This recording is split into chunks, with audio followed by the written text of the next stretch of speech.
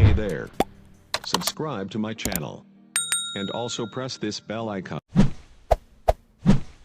Dengan baik-baik agar memberi izin kami umrah.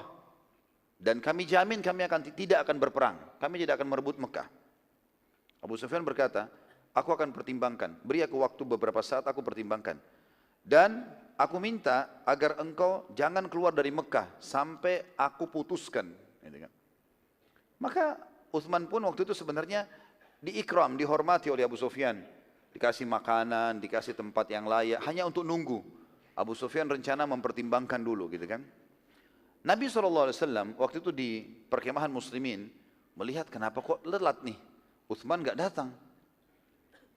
Mau kirim lagi satu orang, orang-orang Quraisy sudah menahan. Ya. Maka yang terjadi adalah Nabi SAW khawatir jangan sampai Utsman bin Affan dibunuh. Maka beliau pun akhirnya mengiklankan kepada para sahabat untuk membaiat, mengambil kesepakatan setia, membela agama Allah. Gitu kan. Di bawah sebuah pohon dan pada saat itu dikenal dengan baiat Ridwan. Ridwan artinya keridhaan. Gitu kan. Orang-orang yang mau membaiat, memberikan kesepakatan setianya, perjanjian setia untuk membela agama Allah sampai mati. Maka pada saat itu pun seluruh sahabat kumpul. Dan di dalam kesepakatan ini teman-teman sekalian, tidak boleh ada satu sahabat pun yang lari dari kancah peperangan kalau sampai Nabi perintahkan menyerang Mekah. Karena Utsman bin Affan utusan, tidak boleh dibunuh. Ini kalau Utsman terbunuh.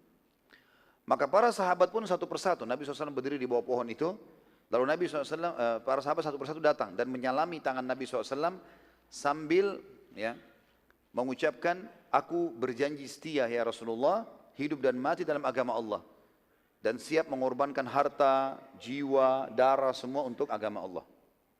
Dan yang paling pertama berdiri membaiat Nabi SAW, menyalami Nabi SAW dan memberikan ya, perjanjian setia ini adalah Abu Sunan al-Uzdi radhiyallahu anhu. Sahabat Nabi yang mulia, segera dia berdiri dan menyalami Nabi SAW. Abu Sunan al-Uzdi.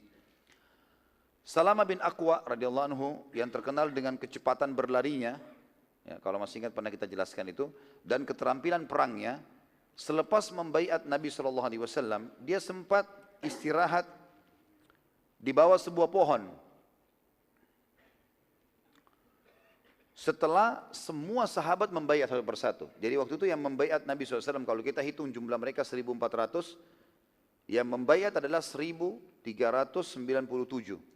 Karena satu Nabi keluar, kemudian Ja'ad, tadi yang kita sebutkan bin Qais, orang munafik, keluar, Utsman bin Affan juga masih di Mekah. Jadi membaiat Nabi SAW 1.397 orang.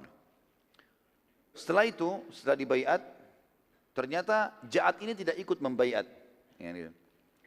Ada kisah sedikit di sini teman-teman. Salama bin Aqwa radhiyallahu anhu, sahabat Nabi yang terkenal dengan ahli perangnya, setelah membaiat, ia sempat istirahat di bawah sebuah pohon di dekat situ.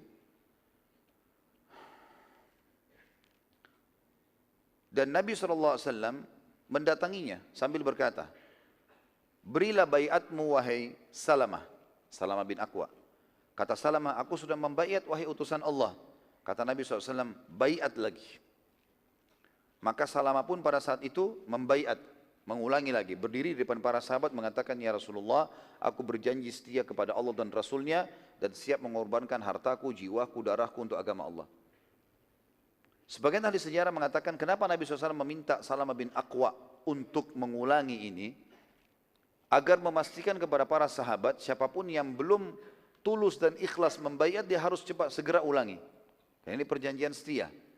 Dan setelah ini akan ada informasi penting khusus untuk sahabat-sahabat yang membaiat di bawah pohon itu. Mereka akan mendapatkan jaminan surga. Dan mereka adalah pasukan inti Nabi SAW yang akan menembus Khaybar. Di pertemuan akan datang kita akan bahas perang Khaybar insyaAllah. Maka mereka yang pergi ke Khaybar dan dijanjikan kemenangan serta harta rampasan perang yang banyak. Pada saat itu Nabi SAW setelah membaiat semua ini, beliau lalu menghadap ke arah sahabat lalu berkata, sesungguhnya kalian semua sudah membaiatku dan tertinggal 2 orang yang belum membaiat. Nabi tahu. Yang pertama adalah Uthman bin Affan, karena dia lagi di Mekah. Maka Nabi SAW pun lalu mengangkat tangan kiri beliau yang mulia, kemudian dipegang dengan tangan kanan beliau sendiri. Ya. Dalam kisah yang lain dikatakan Nabi SAW meletakkan tangan kiri beliau di atas tangan para sahabat, gitu kan? Lalu berkata, sungguh ini adalah baiatnya Uthman bin Affan. Jadi Uthman bin Affan walaupun tidak ikut baiat, dia sudah dapat nih, saya penjaminnya.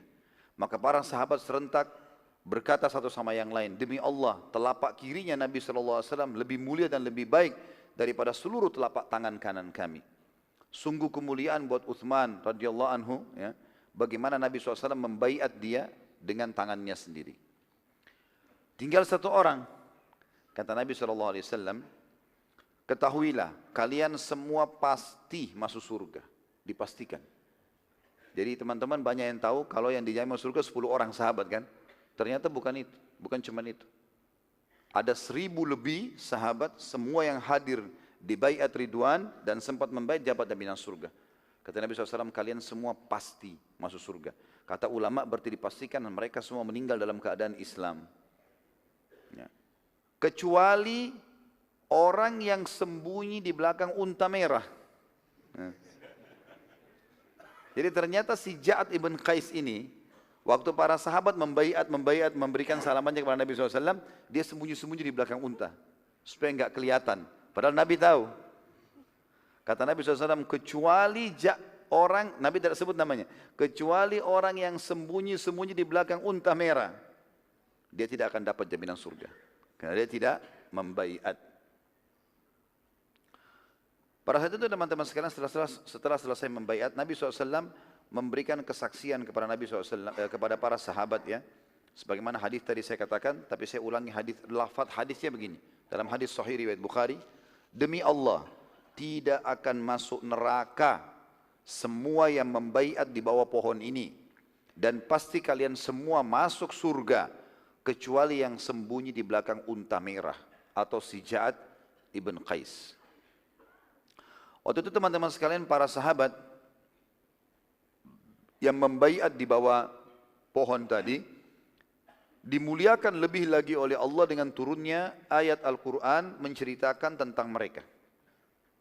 Dan Allah memastikan Allah ridha kepada mereka. Baik mereka hidup ataupun mereka sudah meninggal nantinya.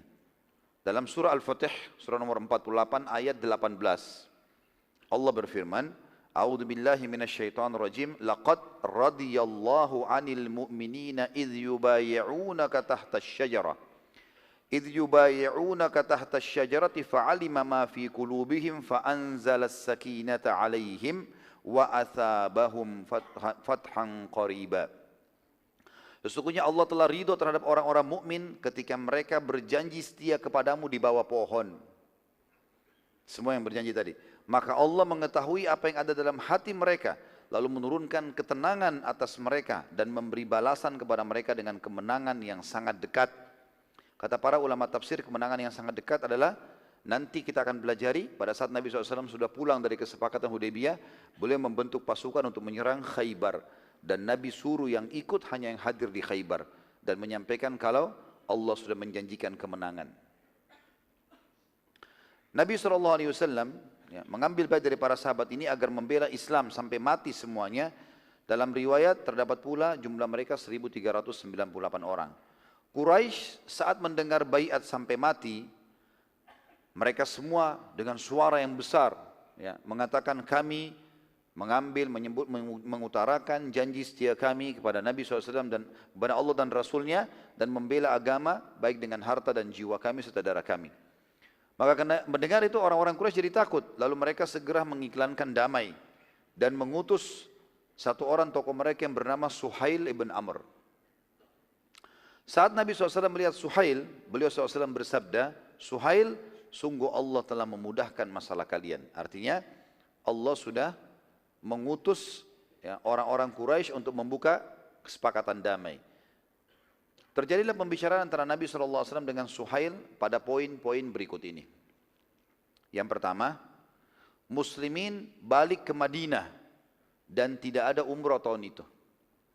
Yang kedua, umrah muslimin boleh tahun depan, tetapi dengan syarat tidak membawa senjata kecuali yang terbungkus, ada sarungnya, dan diletakkan di atas tunggangan, tidak boleh dipegang dengan tangan.